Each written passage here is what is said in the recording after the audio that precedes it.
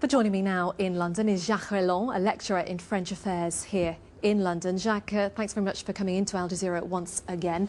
From what you've seen so far today, is this a new era in French-US relations?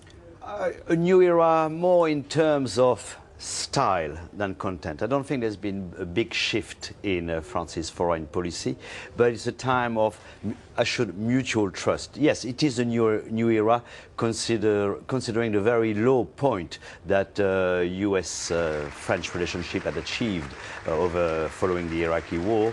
But already, soon after, even before the end of 2003, the French and the Americans had started working together because they both realized this Iraqi venture was a bit of a disaster for everyone concerned, and therefore that they needed to work together. And the French never actually used a sentence, "I told you so, you should not have gone." Instead, they realized, as Sarkozy said, we were against the war, we're right to be against the war, but we have to deal with the consequences as much as the Americans have, because our future depends on stability in Iraq. Yes, Iraq, of course, not mentioned in that speech to Congress, not surprisingly. Yeah.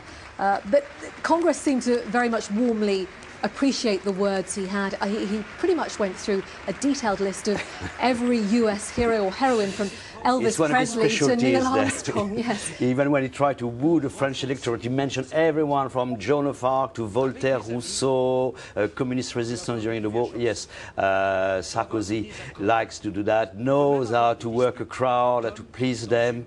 The problem is the delivery after, but that's another point. At the same time, in that case, he hit the right buttons with the Americans, and he knows how to do that very well, and made his usual metaphor. We're a member of the same family, but we have the right to disagree on some issues. And because Sarkozy has to do a tough balancing act, many people in France fear that he might go too close to the American and therefore lose the specificity of French foreign policy. So he wants to reestablish the trust with Americans, but in order, at the same time, he wants to avoid being seen as a lapdog of George Bush. And the big issue is the rapprochement with NATO, and there also has been at pains to say, yes, we don't want to be just another member of NATO.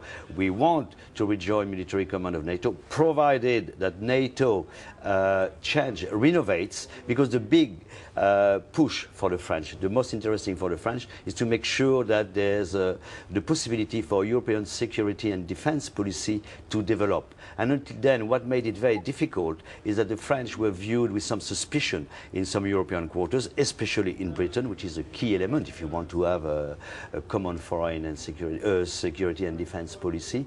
And therefore, the rapprochement with NATO proves that, yes, we are ready, you should not mistrust us anymore. We clearly say that we're France America, we're part of the Western Alliance, and therefore we should be able to work together. And also the big point he's trying to make is that it is in the vested interest of the Americans to have a strong Europe able to defend itself, because the world is now a dangerous place. The West is threatened by terrorism and many other conflicts, and therefore we should do a bit of burden sharing.